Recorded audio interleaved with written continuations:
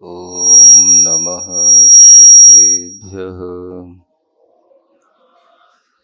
ॐ नमः सिद्धेभ्यः। ॐ नमः सिद्धेभ्यः।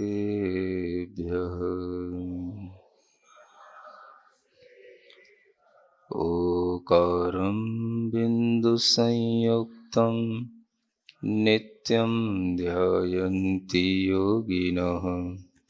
कामदं मोक्षदं चैव ओंकाराय नमो नमः। अरहमित्यक्षरं ब्रह्म वाचकं परमेष्ठिनः। सिद्धचक्रस्य सद्बीजं सर्वतः प्रणमाम्यहम्। अनंतानंत सिद्ध परमेष्ठी भगवान की, देवादिदेव श्री पार्श्वनाथ भगवान की, वर्तमान शासन नायक श्री वर्धमान महावीर भगवान की, परम पूज्य आचार्य गुरुवर श्री विद्यासागर जी महाराज की, आचार्य सोमदेव सूरी विरचित यह नीति वाक्य अमृत ग्रंथ राज है, जिसमें सामाजिक जन चेतना के लिए अनेक तरह के ज्ञान दिए गए हैं। आन्वीक्षिकी समुद्देश्य नाम का यह चैप्टर है, जिसमें काफ़ी कुछ सूत्रों के माध्यम से अध्यात्म विद्या को पढ़ाया गया है। और अध्यात्म विद्या के अंतर्गत जहाँ हमने आत्मा, मन, ज्ञान आदि के बारे में जाना है, वहीं पर हमने शरीर, इंद्रिय के विषयों के बारे में भी अच्छे ढंग से जाना है। और इन सब तरह की जानकारी का जो पूर्ण ज्ञान होता है, उसी को अध्यात्म ज्ञान यहाँ पर कहा जा रहा है। जब हम अध्यात्म ज्ञान की बात करते हैं तो यद्यपि उसमें आत्मज्ञान की मुख्यता रहती है, लेकिन प्रारंभिक लोगों के लिए जो बिल्कुल ही अध्यात्म से अनजान होते हैं, उनके लिए आत्मा के साथ साथ शरीर का भी ज्ञान कराना जरूरी होता है। शरीर की किस तरह से गतिविधियां चलती हैं, शरीर के अंदर और किस तरह से मस्तिष्क आदि काम करते हैं, मन, ज्ञान किस तरह से काम करते हैं, और उन सब के साथ में आत्मा का अस्तित्व किस तरह से सिद्ध होता है, इस सब होल सोल नॉलेज का नाम ही अध्यात्म ज्ञान प्रारंभिक छात्रों के लिए होता है। जो सामाजिक जीवन वाले जीने वाले सामान्य लोग हैं, उनके लिए इस तरह का आत्मज्ञान होता है। और जो इस ज्ञान को जानते हैं, उन्हें आत्मा के विषय में और विशिष्ट रूप से ज्ञान दिया जाता है, जो विशिष्ट अध्यात्म शास्त्रों के माध्यम से दिया जाता है। तो प्रारंभिक रूप में जो पढ़ने वाले छात्र छात्राएं हैं, सामाजिक जनजीवन जीने वाले जो सामान्य लोग हैं, उनके लिए यह आत्मज्ञान बहुत ज़रूरी है। ये अध्यात्म विद्या यहाँ जो बताई जा रही है, ये बहुत उपयोगी सिद्ध होती है। इस विद्या में कल आपको बताया था कि शरीर किसे कहते हैं। एक शरीर की परिभाषा दी थी, भोगायतनम शरीरम। शरीर यानी भोगों का आयतन है। भोगों का स्थान यह शरीर बनता है, तो शरीर से ही सब भोग होते हैं और शरीर के लिए ही सब भोग होते हैं, ये सिद्ध हो जाता है। जब व्यक्ति भोग की ही एक दृष्टि रखता है, तो उसके लिए शरीर पर ही एक दृष्टि रहती है।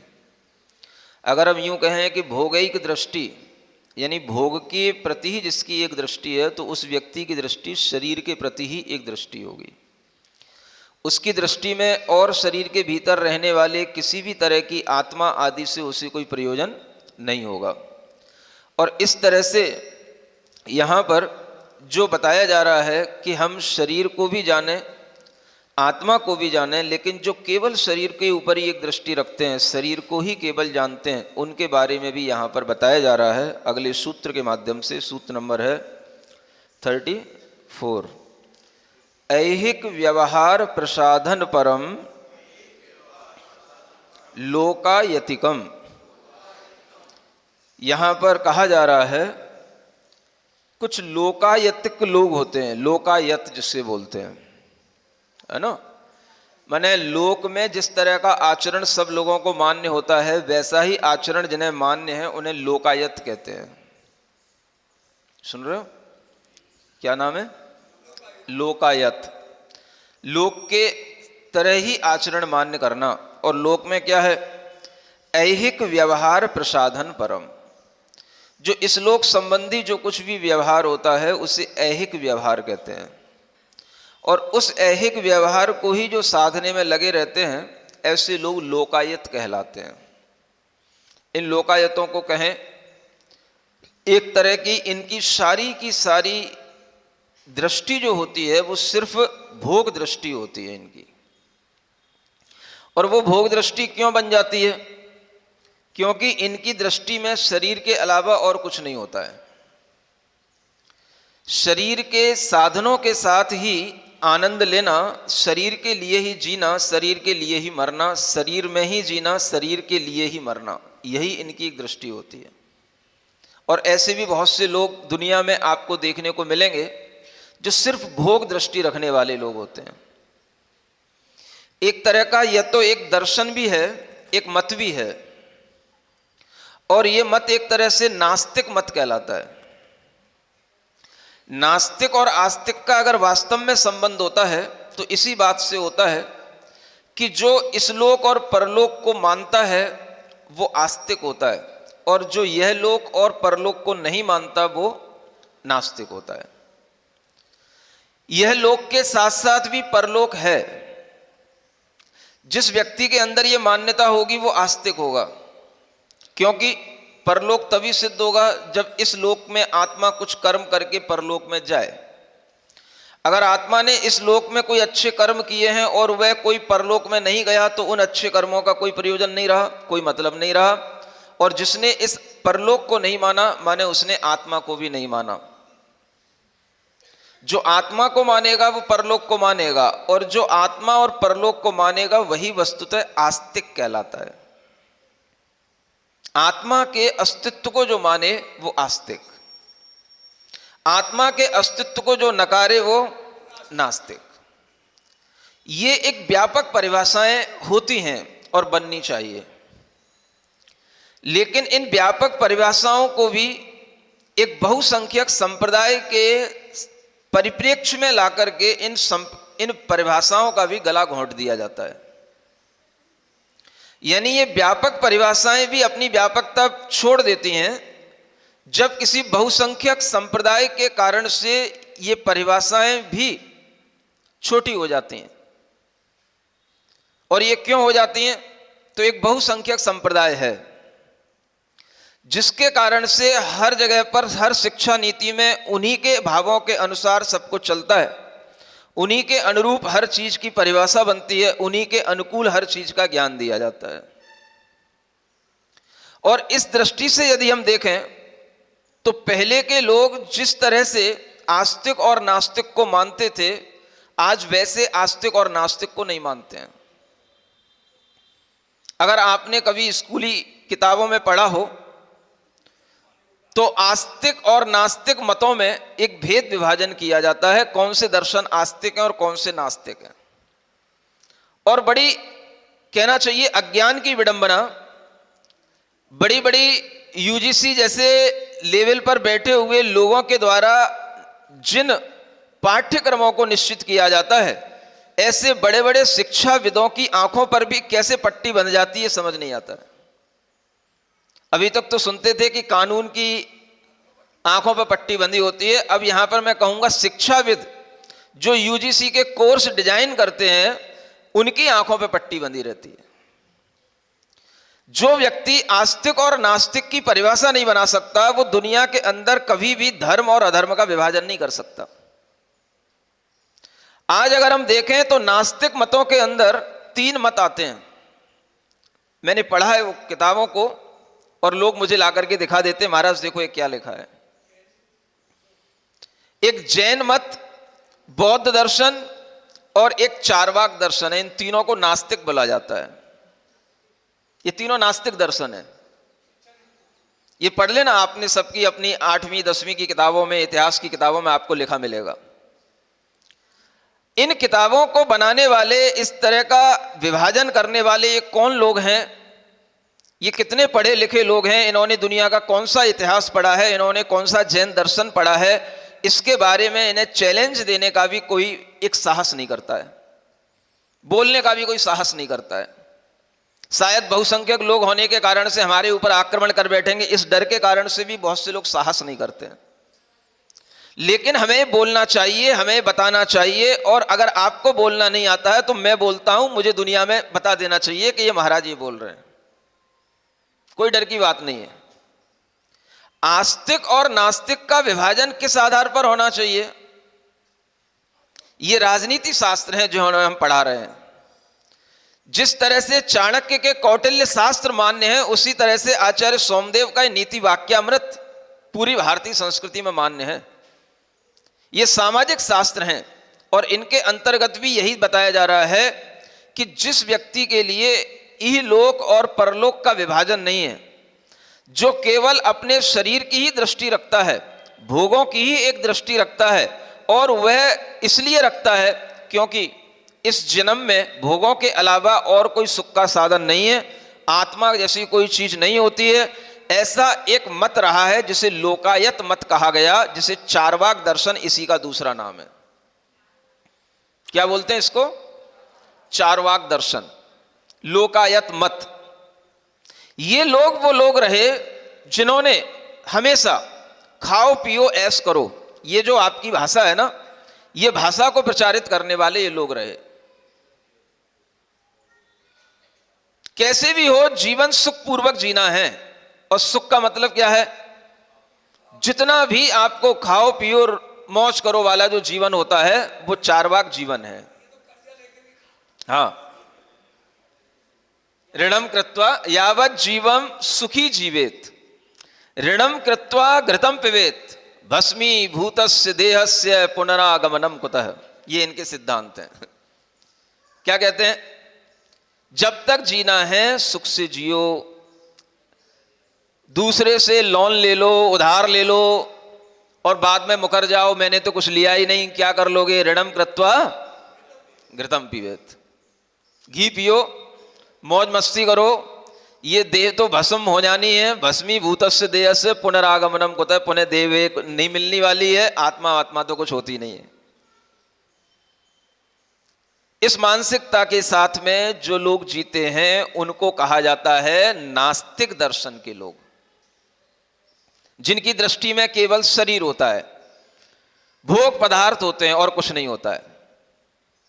अब आप देखो आज के इस इतिहास में ये विभाजन कहां तक उचित है जो हमें करके दिखाया जाता है।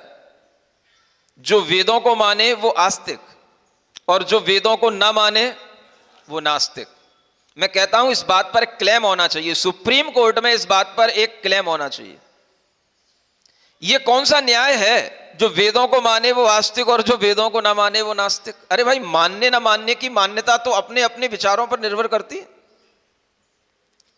क्या केवल वेदों को मानने से कोई व्यक्ति आस्तिक हो जाएगा? आस्तिक मानने की परिभाषा यह होनी चाहिए, एक व्यापक परिभाषा, जो आजकल के जजों को, वकीलों को बतानी चाहिए कि आस्तिक का मतलब जो आत्मा के अस्तित्व को माने।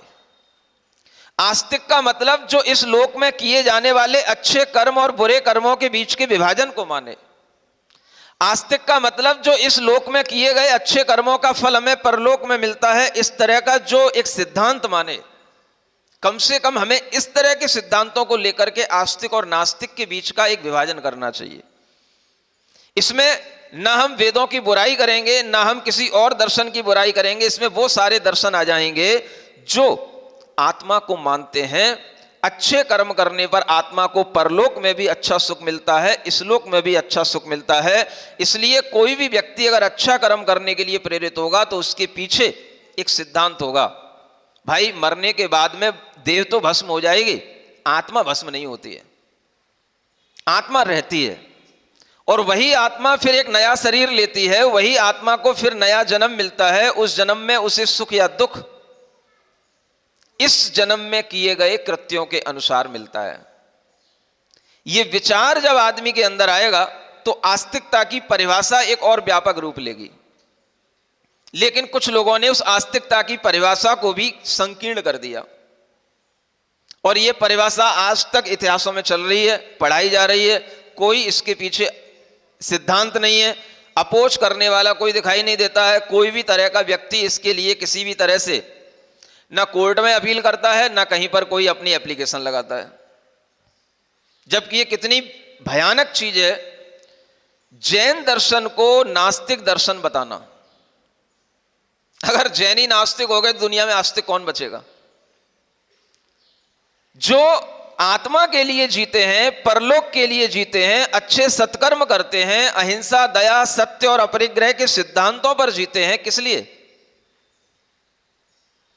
अगर इसके माध्यम से आत्मा की उन्नति नहीं, इसके माध्यम से आत्मा के अस्तित्व का अगर हमें ज्ञान नहीं, तो फिर किसके माध्यम से आत्मा का अस्तित्व जाना जाएगा? ये सारा जो किया हुआ कर्म है, ये सब हमारी आत्मा के साथ जाता है और यही हमारा संस्कार होता है, जो संस्कार हमें परभव में भी काम आता है। ये सब परिभाषाएं इसीलिए पहले बताई गई हैं।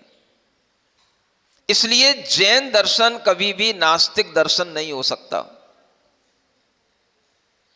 कोई भी थोड़ा सा पढ़ा लिखा व्यक्ति होगा, कैसे स्वीकार करेगा कि जैन दर्शन नास्तिक दर्शन है? चारवाक को हम नास्तिक कहें, ठीक है, एक क्षण के लिए हम बौद्धों को भी नास्तिक कह सकते हैं, क्योंकि वो भी आत्मा को क्षणिक मानते हैं। क्षणक्ष ही उनका सिद्धांत है। हर चीज क्षण भर में नष्ट होती है, हर चीज नई बनती है, पिछली चीज का अस्तित्व तो अगले क्षण होता ही नहीं है। क्षण भंगुर के सिद्धांत पर जीने वाले ये लोग हैं, इनको भी अगर हम नास्तिक कहें तो चल जाएगा। लेकिन जैनों को नास्तिक कैसे कह सकते हैं, जो आत्मा को शाश्वत मानता है, आत्मा को चिरकाल तक रहने वाला अनादि निधन द्रव्य मानता है, और जो आत्मा शाश्वत रूप में मानी जाती है, वही आत्मा वेदों में भी शाश्वत मानी जाती है। जब आत्मा को हम शाश्वत मान रहे हैं, तो फिर यह मत नास्तिक कैसे हो सकता है?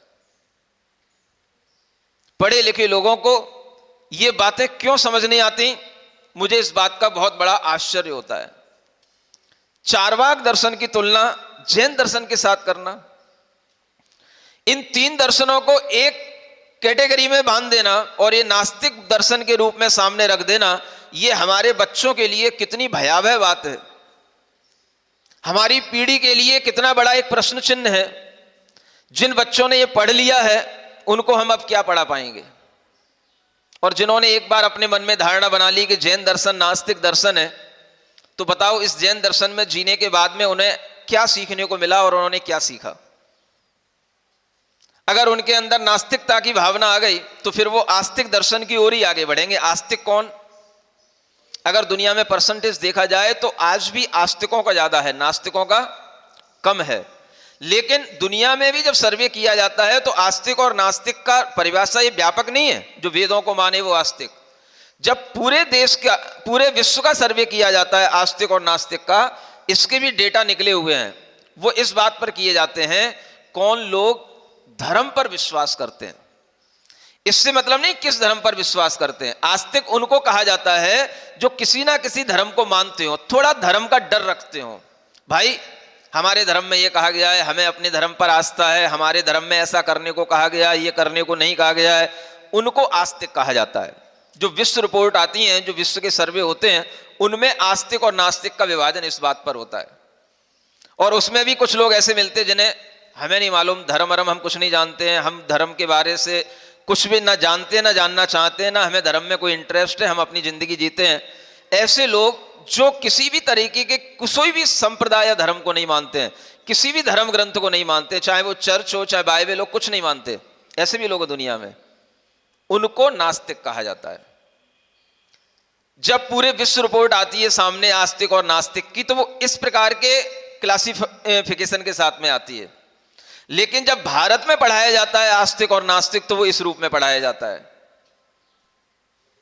जैन, बौद्ध और चारवाक ये नास्तिक दर्शन है, बाकी के जो दर्शन है वो सांख्य, योग आदि, ये सब जो है ये एक तरीके से वैदिक दर्शन है, और इन सबको आस्तिक माना जाता है। ये विभाजन किस आधार पर होता है, किस आधार पर किया गया, इस तरह से आपके द्वारा एक तरह से विरोध दर्ज करना चाहिए। पढ़े लिखे लोगों को, जो भी अपने समुदाय के अंतर्गत जो जैन वकील हैं, जैन जज हैं, कम से कम इनका तो एक संगठन इस रूप में सामने आना चाहिए। ये लोग इस तरह से आगे आकर के ये बात हिस्ट्री की किताबों से निकलवाएं, संशोधन करवाएं शिक्षा नीति के अंतर्गत। नई शिक्षा नीति तो आ जाएगी, लेकिन पुराने जो उसके अंदर कॉन्सेप्ट पड़े हैं वही चलते रहेंगे,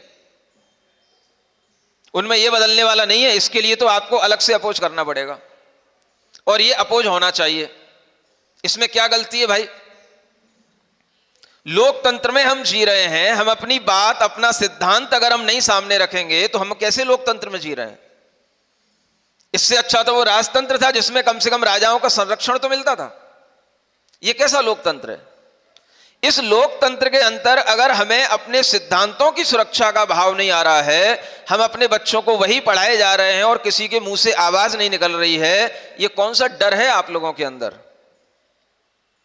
ये आवाज निकलनी चाहिए, ये इतिहास से लाइनें हटनी चाहिए, उन किताबों का बहिष्कार होना चाहिए जिन किताबों में इस तरह से लिखा हुआ है।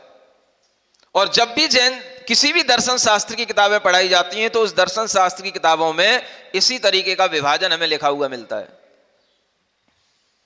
चार्वाक दर्शन की तरह जैन दर्शन को बताना, यह कितना बड़ा एक तरह से अपहास है जैन दर्शन का, कि जहां जैन दर्शन एक सात्विकता की दृष्टि से सर्वश्रेष्ठ दर्शन माना जाता है। बड़े बड़े अल्बर्ट आइंस्टीन जैसे वैज्ञानिक भी कहते हैं, यदि मुझे मरने के बाद में, वो कहते हैं मुझे पता नहीं जन्म होता है कि नहीं, पुनर्जन्म होता है कि नहीं, क्योंकि जितने भी पढ़े लिखे लोग हैं, वैज्ञानिक लोग हैं, उन्हें पुनर्जन्म पर विश्वास नहीं होता, आत्मा पर विश्वास नहीं होता। लेकिन फिर भी जब वो दुनिया को देखते हैं, दुनिया के दर्शन पढ़ते हैं, तो सोचते जरूर है कि कुछ ना कुछ होता तो होगा। आइंस्टाइन जैसे वैज्ञानिक कहते हैं कि अगर मुझे यह मिलता है कि कहीं मेरा जन्म दोबारा होता है, लेकिन मुझे विश्वास नहीं कि पुनर्जन्म होता है, अगर बाई चांस पुनर्जन्म होता हो, शायद होता हो, तो मैं कहता हूं मुझे ऐसी जगह पर जन्म मिले जहां पर मुझे जैन दर्शन पढ़ने को मिले, मेरा जैन कुल में जन्म मिले। यह है आइंस्टाइन जैसे बड़े बड़े विश्वविख्यात जो वैज्ञानिक हैं उनकी अवधारणा। आदमी के अंदर अगर यह सिद्धांत नहीं आएगा कि जब जिस अहिंसा के आधार पर हम जी रहे हैं वो भगवान महावीर स्वामी की अहिंसा हमें आस्तिक बनाती है कि नास्तिक बनाती है? आज भारत के संविधान के अंदर भी वही अहिंसा चल रही है जो भगवान महावीर स्वामी ने बनाई है, बताई है, और उसी के आधार पर सारा देश चल रहा है, और उसी के आधार पर देश परतंत्रता से स्वतंत्रता को प्राप्त हुआ। गांधी जी उसी अहिंसा को अपनाए और आज हम उसी अहिंसा को चार्वाक मत के साथ जोड़ रहे हैं। चार्वाक दर्शन और जैन दर्शन को एक कहने का मतलब, एक भोगों की ओर दृष्टि रखने वाला है, एक दुराचार की ओर दृष्टि रखने वाला है, और एक दर्शन आत्मा की दृष्टि रखने वाला है, सदाचार की दृष्टि रखने वाला है। वह दर्शन चार्वाक दर्शन से मैच कैसे कर सकता है, जो बिल्कुल विपरीत है, जिसके अंदर आत्मा के अस्तित्व का श्रद्धान होने लगेगा, उसकी दृष्टि में भोग दृष्टि रहेगी ही नहीं, वो डरने लगेगा। पाप करोगे तो पाप का फल बहुत बुरा मिलेगा, ये डर उसके अंदर बैठेगा। किसके अंदर? जो आत्मा को भी शरीर के साथ मान्यता में लेता है, आत्मा को भी शरीर के साथ मानता है, और जो केवल शरीर को मानता है, भस्मीभूतस्य देहस्य, बस देह भस्म हो गई, उसके बाद कुछ बचता ही नहीं, यहां पर कोई पुनरागमन नहीं होता, कोई पुनर्जन्म नहीं होता, आत्मा का पुनः फिर कहीं पर कोई किसी योनि में जन्म नहीं होता, ऐसा मान्यता जिसकी है वह व्यक्ति नास्तिक हो तो हो, लेकिन जो स्वर्ग को, मोक्ष को, नरक की व्यवस्थाओं को पूरे वैज्ञानिक ढंग से और बहुत ही गणितीय ढंग से जिनका यहां पर विवेचन है सिद्धांत ग्रंथों में, उस दर्शन को नास्तिक दर्शन कहने का दुस्साहस जिस व्यक्ति ने किया उसे कटघरे में लाकर के खड़ा करना चाहिए। यह दुस्साहस आपके अंदर आना चाहिए। आज के इस जमाने में अगर आप में इतनी हिम्मत नहीं आ रही है तो इसका मतलब है आपसे बढ़कर के कोई कायर नहीं है। क्या जैन समाज इतनी कायर हो गई कि अपने सिद्धांतों के प्रति भी इतनी सजग नहीं है कि हम उन सिद्धांतों के विरोध में भी कोई बात अपने मुंह से बाहर निकालें और सुप्रीम कोर्ट तक वो बात पहुंचाएं? जब ये सिद्धांतों की बात आती है तब हम सामने आते हैं, तब हमें उस समय पर ज्ञान भी मिलता है और दूसरों को भी ज्ञान मिलता है। जब संलेखना की बात आई थी, हंगामा हुआ था देश के अंदर, तो ना पढ़े लिखे लोगों को भी ज्ञान हुआ कि संलेखना क्या चीज होती है, और अंततः क्या सिद्ध हुआ कि यह एक वैधानिक चीज है, यह एक हमारा जन्म सिद्ध अधिकार है, यह करने के लिए किसी भी तरह का इसमें कोई पाप नहीं है। जब तक हम अपने सिद्धांतों को ना पढ़े लिखे लोगों को, ना समझ लोगों को नहीं बताएंगे, तब तक उनके अंदर समझदारी आएगी कैसे? मैं कैसे कह दूं कि जितने बड़े बड़े कोर्टों में बैठे हुए वकील और जज हैं सब पढ़े लिखे हैं, उनकी पढ़ाई अलग टाइप की होगी, वो अलग लाइन की पढ़ाई होगी, लेकिन ये पढ़ाई उनके लिए अगर नहीं है तो मैं नहीं कह सकता कि वो संपूर्ण ज्ञान को धारण करके किसी के साथ न्याय कर सकते हैं, क्योंकि न्यायविद को यह ज्ञान जरूर होना चाहिए, जितने भी दर्शन हैं उनकी गहराइयां ज्ञान होना चाहिए उनको, नहीं तो वो न्याय नहीं कर सकते हैं। संविधान कैसे बनाए जाते हैं, संविधान में हेरा फेरी होती है, इन सबके बावजूद भी कोर्ट की मोहर लगती है, और अगर कोर्ट में बैठे हुए लोगों को इस तरीके का ज्ञान नहीं होगा तो कभी भी जैन दर्शन के साथ में न्याय नहीं हो सकता है, अन्याय होता रहेगा। ये लोकायत मत, लौकिक मत कहलाते हैं, और जैन दर्शन अपने आप में एक अलौकिक दर्शन कहलाता है। जो लोक में चल रहा है उससे ऊपर उठ करके सोचने वाला, अलौकिक धारणाओं में जीने वाला, अलौकिक विज्ञान के साथ में रहने वाला, ये अलौकिक दर्शन कहलाता है। चाहे वो आत्मा के दर्शन की बात हो, चाहे वह स्वर्ग और नरक की बात हो, एक एक स्वर्ग और नरकों की व्यवस्थाएं जिस वैज्ञानिक ढंग से हमें तीर्थंकरों ने बताई हैं, वो हमें सिद्ध करती हैं कि आत्मा का अस्तित्व जिन 84 लाख योनियों में बीतता है, एक एक योनि की हमारे पास में स्थिति पता है, उसकी लोकेशन हमें पता है। आपको किसी को पता नहीं होगी, आप सिर्फ कहते रहते हो 84 लाख योनियां होती हैं। हम बता सकते हैं डिवाइड करके पूरे लोक के अंदर गणित लगा करके कि कितने क्षेत्र में कौन सी योनियां हैं, लोक का कितना क्षेत्र नरकों के से घिरा हुआ है, लोक का कितना क्षेत्र स्वर्गों से घिरा हुआ है, और कितने क्षेत्र में यह मनुष्य और त्रियंच रहा करते हैं। इन सब का गणित हमारे पास में है। और इस विशाल दर्शन की, इतने विस्तृत दर्शन की तुलना एक चार्वाक दर्शन से कर देना और उसे उस कैटेगरी में डाल देना जिसमें चार्वाक दर्शन डला है, बौद्ध दर्शन डला है, जो आत्मा को क्षणिक मानता है, मरने के बाद जैसे दीपक बुझ जाता है ऐसे निर्वाण मान लेता है, बस तुम्हारा मोक्ष हो गया। ऐसे दर्शन की तुलना इस जैन दर्शन से करना और सब लोग पढ़ करके आगे निकल जाना, ये क्या हो रहा है? ये कौन सा लोकतंत्र है और ये कौन सा डर है आप लोगों के अंदर, जो आप इस विषय में कुछ नहीं बोल रहे हैं, कुछ नहीं सुन रहे हैं, ना किसी को सुना रहे हैं? ये सोचना चाहिए। और इसीलिए कहता हूं आजकल जितने भी पढ़े लिखे बच्चे हैं, अगर इनसे पूछा जाए ये आस्तिक बन रहे हैं कि नास्तिक बन रहे हैं,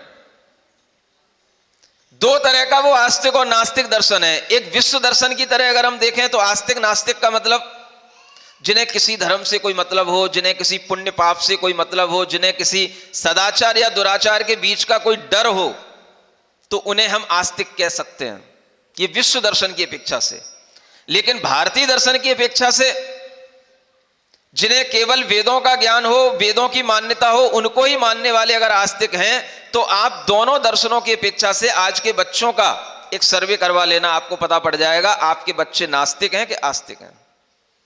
वो कुछ नहीं मान रहे हैं, ना वेदों को मान रहे हैं, ना धर्म अधर्म को मान रहे हैं, ना विश्व के परिप्रेक्ष्य में वो आस्तिक हैं, ना भारतीय दर्शन के परिप्रेक्ष्य में आस्तिक हैं।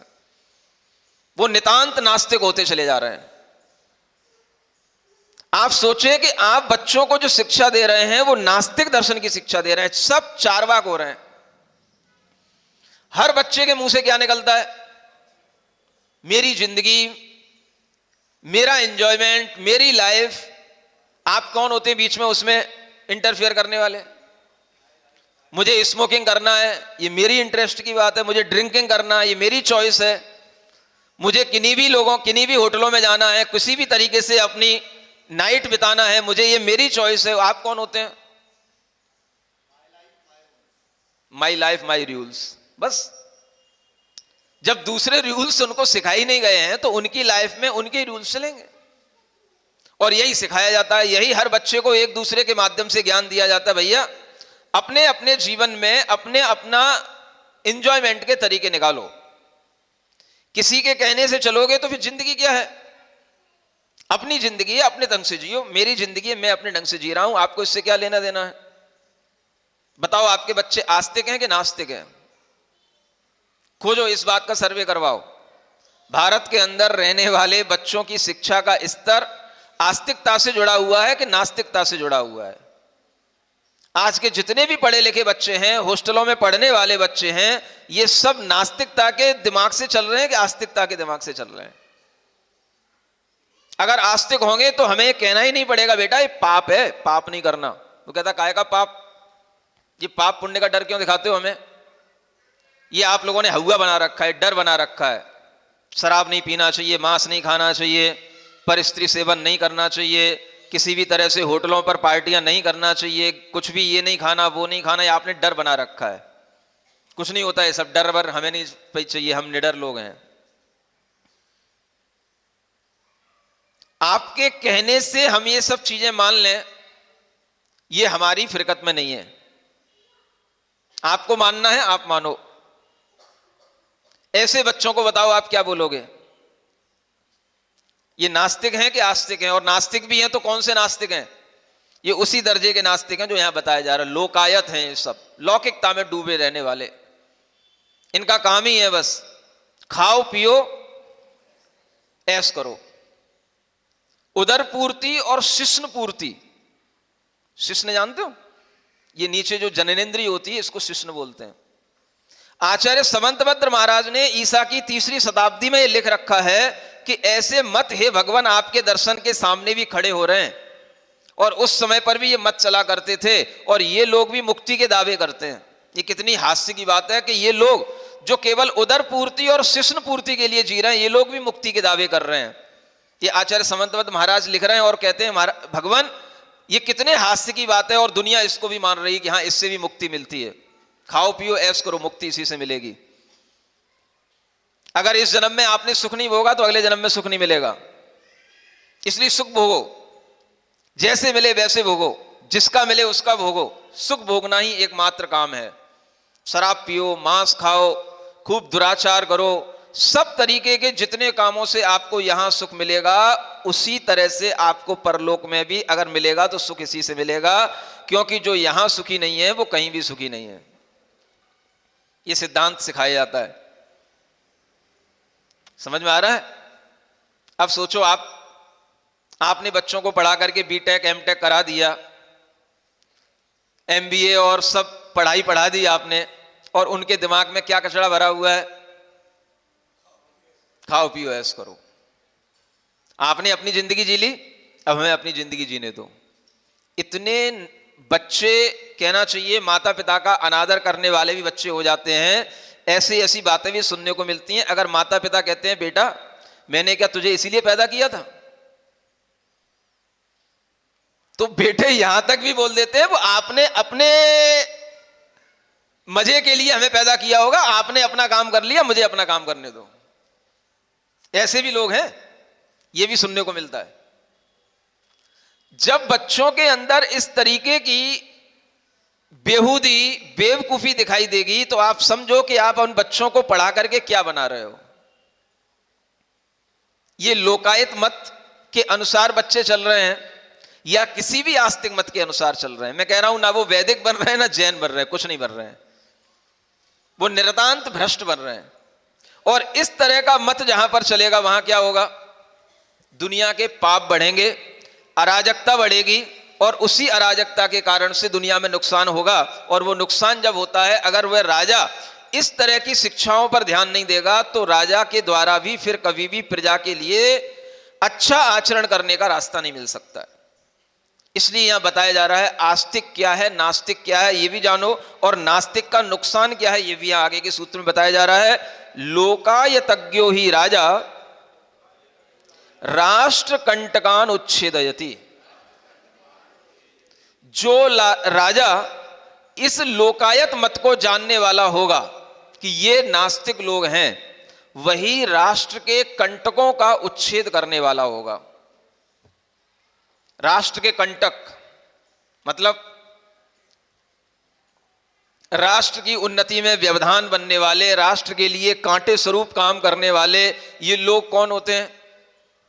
जो दुनिया में पुण्य पाप के बीच की रेखा को मिटा देते हैं, जो दुराचार और सदाचार के बीच का फर्क नहीं समझते हैं, जिन्हें हर तरीके से अपराध करना ही जिनकी सभ्यता बन जाती है, वह राष्ट्र अपने आप में एक दुष्कंटक राष्ट्र बन जाता है।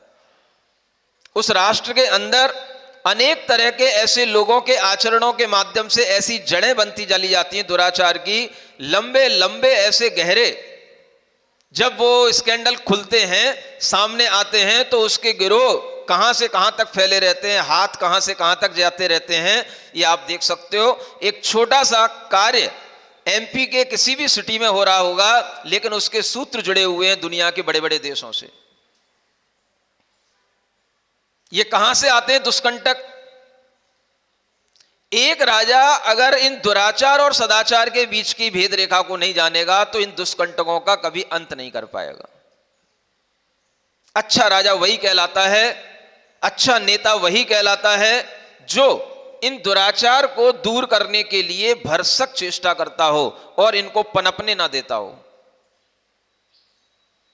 जिन स्थानों में, जिन कॉलेजों में बच्चों के लिए इस तरह से ऐश करने के साधन बनते हैं, अगर सरकारें उन बच्चों को रोकेंगी नहीं और उनको बिल्कुल फ्रीडम दे देंगी, जो तुम्हें करना है करो, तो कभी भी ये दुष्कंटक नष्ट होने वाला नहीं है, ये अपराध कभी नष्ट होने वाला नहीं है। आज कोई भी बच्चा होता है, 14-15 साल का बच्चा, वो किसी भी दूसरी लड़की को लेकर के कहीं पर भी किसी होटल में जाकर के कुछ भी कर लेता है। ये दुष्कंटक सिखाने का श्रेय किसने दिया? ये आज की शिक्षा जो चल रही है, इस शिक्षा के कारण से श्रेय मिला। कोई भी सरकारें शिक्षा की नीतियां तो बदल रही हैं, लेकिन शिक्षा के माहौल नहीं बदल रही हैं। एजुकेशन कैसी होनी चाहिए, को एजुकेशन में भी कितनी बाउंड्री होनी चाहिए, किस तरह से हम बच्चों के लिए कहां पर बिठाएं, कहां पर सिखाएं, उन बच्चों को किस तरीके से हम आगे बढ़ते हुए किन चीजों से नहीं मिलने दें, किन चीजों का हम ज्ञान उन्हें किस तरह से दें ताकि वो दुराचार और सदाचार के बीच का अंतर समझ सकें, ऐसा कोई एनवायरनमेंट बनाना किसी भी यूनिवर्सिटी के कोई भी आगे की प्रोजेक्ट में नहीं है। सिर्फ शिक्षाएं बदली जा रही हैं। हाँ, पहले जो अंग्रेजी शिक्षा चलती थी उसमें जो चीजें पढ़ाई जाती थी हिस्ट्री की, वो हिस्ट्री की चीजों में बहुत सारे मुगल शासकों की हिस्ट्रियां थी, ये थी, वो बदल करके अब आप शिवाजी की डाल दो, टीपू सुल्तान की डाल दो, बस ये तो हो जाएगा। इसके अलावा कुछ नहीं हो रहा। नहीं, शिक्षा नीति में, शिक्षा नीति के साथ साथ शिक्षा का माहौल, सरकारें जब खुद इस बात को तय करें कि कॉलेज में पढ़ने वाले बच्चे भी कहां रहेंगे, कहां रुकेंगे, कहां उनके 24 घंटे बीतेंगे, वो क्या कर्म करेंगे, उन्हें कौन सी हमें आस्तिकता के वो सिद्धांत सिखाना है जिससे कि वो पाप करने से बचें, दुराचार करने से बचें, अगर ये शिक्षा नीतियों में नहीं आ रहा है तो मैं कह रहा हूं ये नई शिक्षा नीति भी कोई काम की नहीं है। कह देना मेरी बात को, जिसको बुरा लगे मेरे से अपोज कर ले। ये नई शिक्षा नीतियों के अंदर अगर ये अध्यात्म का ज्ञान नहीं आएगा तो बच्चा कभी भी आत्मा के श्रद्धान, आत्मा के ज्ञान से नहीं जुड़ेगा, और जिसे आत्मा का श्रद्धान नहीं आ रहा है वो कभी पुण्य पाप से डरने वाला नहीं है, वो नास्तिक बना रहेगा जब तक कि उसे आत्मा का श्रद्धान नहीं बन रहा है। भाई आदमी किस लिए डरता है? पाप से। पाप नहीं करना, पाप का फल मिलेगा। अब पाप का फल कब मिलेगा? अगले क्षण तो कुछ होता ही नहीं है। वो बौद्ध मत है, वो भी क्षणभंगुर है। आज तुमने पाप किया है, कल उसका फल मिलना ही नहीं, क्योंकि कल का क्षण दूसरा हो गया, आज का क्षण दूसरा है। हाँ, इसीलिए ये लोगों से बचना। अगर ये कभी आपके पास ग्राहकी करने आ जाएं तो ये कभी उधार ले जाएंगे तो कल कहेंगे वो कल वाला तो कल मैं था ही नहीं। हाँ, वो मैं लेने वाला हूं ही नहीं, और वो तू लेने वाला भी नहीं है, और मैं भी लेने वाला नहीं हूं, वो तो गया, कल का कल गया। तो ऐसे लोगों से कोई लोक व्यवहार नहीं चल सकता है। लोक व्यवहार चलता है जब हम आत्मा को आज भी मान रहे हैं, कल भी मान रहे हैं, तो आगे भी मान रहे हैं। जिसने आत्मा को नहीं माना वह दुराचार से कभी भी बच नहीं सकता, क्योंकि उसकी दृष्टि में शरीर के अलावा और कोई चीज नहीं है। मन को मानने वाला भी जो आज का दर्शन है, अनेक ऐसे लोग हैं जो सिर्फ माइंड तक सीमित रह जाते हैं, उससे आगे नहीं बढ़ पाते हैं, वो भी नास्तिक ही कहलाएंगे, आस्तिक नहीं कहलाएंगे। ऐसे बहुत बड़े बड़े पढ़े लिखे लोग हैं जिनके बड़े बड़े आर्टिकल आया करते हैं, सिर्फ जो है ब्रेन पर काम करते हैं, ब्रेन तक ही सीमित रखते हैं। पावर द माइंड, बस इसके अलावा कुछ नहीं है। माइंड के अलावा और कोई पावर नहीं इस दुनिया के अंदर। हर चीज को माइंड के साथ जोड़ते हैं, सोल उनके कॉन्सेप्ट में है ही नहीं। ऐसे लोगों को भी हम नहीं कह सकते कि आस्तिक हैं, क्योंकि आस्तिक का संबंध अस्तित्व से होता है। जिसका अस्तित्व है, जिसका एग्जिस्टेंस है और रहेगा, उस चीज को जो बिलीव करे, उसको जो माने, उसका नाम है आस्तिक। आस्तिक का मतलब अस्थि से है, अस्थि माने है, एग्जिस्टेंस जिसका है। एग्जिस्टेंस किसका है? मन का एग्जिस्टेंस कब तक रहेगा? बॉडी का एग्जिस्टेंस कब तक रहेगा? बस जब मृत्यु हो जाएगी सबका एग्जिस्टेंस चला जाएगा, लेकिन उसके बाद भी आत्मा का एग्जिस्टेंस रहता है। उसको जो स्वीकार करेगा उसका नाम आस्तिक होता है। यह आस्तिक की परिभाषा होनी चाहिए। ये दुनिया में कहीं पर भी किसी भी तरह से किसी भी पढ़े लिखे व्यक्ति के सामने बोली जा सकती है, और अगर पढ़ा लिखा व्यक्ति आग्रही नहीं होगा तो उसको इस परिभाषा को स्वीकार करने में कहीं कोई दिक्कत नहीं होगी, चाहे वो किसी भी समाज, एक संप्रदाय और किसी भी मत को मानने वाला हो। ये एक व्यापक परिभाषा होनी चाहिए थी, इतिहास में पढ़ाई जाने वाली ये व्यापक चीज होनी चाहिए थी। उसको संकीर्ण करके जोड़ दिया गया अनेक तरह के धर्म संप्रदायों के अविधारणाओं के अनुसार या उनके धर्म शास्त्रों के अनुसार। इसलिए कहा जा रहा है आस्तिक और नास्तिक का अंतर जानने वाला ही आध्यात्मिक व्यक्ति होगा। नहीं तो बहुत सारे नास्तिक लोग भी आध्यात्मिक यात्रा पर चल बैठते हैं, स्पिरिचुअल जर्नी वो भी करते हैं। क्या करते हैं भाई? माइंड को कंट्रोल करो, माइंड के थॉट प्रोसेस को देखो। सिर्फ सारी जितनी भी वर्कशॉप होती है माइंड के ऊपर होती है। बस ब्रेन के फंक्शन देखो, ब्रेन से कौन से क्या एंजाइम्स और किस तरीके के क्या चीजें कब वहां से सीक्रेट होती हैं, वो सब देख करके ही बस उन पर कंट्रोल करो। इसी का नाम पूरा का पूरा स्पिरिचुअल जर्नी है।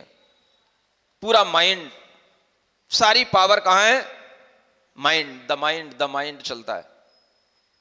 और बड़े बड़े लोग, बड़े बड़े कहना चाहिए न्यूज़पेपरों में भी, और बड़े बड़े आर्टिकल उनके आते हैं और बड़ी बड़ी बुक्स बनती हैं और बड़े बड़े ग्लोबल रूप से छाए रहते हैं वो सब लोग, जिन्हें मन के अलावा और कुछ आता ही नहीं करना। सारी खोज उनकी मन के ऊपर निर्धारित है, आत्मा तक वो पहुंच ही नहीं रहे हैं। वो लोग भी नास्तिक हैं, ये मैं बहुत अच्छे ढंग से कह सकता हूं, और उन्हें ये बात सुनानी चाहिए। अगर हमें इस राष्ट्र के अंदर से दुराचार मिटाना है, आतंक मिटाना है, अपराधों की कमी करना है, तो आज के बच्चों को हमें आत्मा का और शरीर का ये सिद्धांत समझाना पड़ेगा। ये अध्यात्म विद्या उन्हें समझानी पड़ेगी, उन्हें आस्तिक बनाना पड़ेगा। और अगर वो सही मायने में इस तरीके से आस्तिक बनेंगे तो वह कभी भी अपराध करने की श्रेणी में नहीं आएंगे। अगर कर भी लेंगे तो उन्हें पश्चाताप होगा। लेकिन आज के बच्चों को अपराध करने के बाद पश्चाताप तो दूर रहा, कोई उनसे अगर आंख उठा करके दूसरी बात कहता है तो उसका भी कत्ल करने को तैयार रहते हैं। ये किसका परिणाम है? ये नास्तिक बनाए जा रहे हैं बच्चे, उसका परिणाम है। बच्चा अगर आस्तिक होगा तो किसी का मर्डर नहीं करेगा, किसी का रेप नहीं करेगा। ये उसके अंदर एक डर होगा, ये आस्तिक बच्चों के अंदर डर होगा। और बच्चा अगर नास्तिक होगा तो उसकी दृष्टि सिर्फ भोगई की दृष्टि होगी।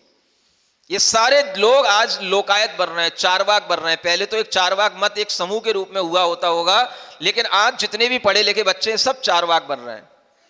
सब खाने पीने और ऐश करने के शौकीन बन रहे हैं। जाकर के देखो हॉस्टलों में, पार्कों में, सब इन्हीं बच्चों की भीड़ लगी मिलेगी। कहीं भी कोई अच्छा गार्डन मिलेगा, पार्क मिलेगा, सब ये लड़के लड़कियों की भीड़ वहीं पे मिलेगी आपको। देख लो कहीं जाकर के, कहीं अच्छा कोई खासा गार्डन हो। तुम्हारे यहाँ पे तो आसपास क्या होगा? भेड़ा घाट होगा। अब वहां पे तो पानी पानी है, वहां तो कोई घूमने की जगह ही नहीं होगी, है? पहाड़ों पे चढ़ जाओ तो डर मिलता है।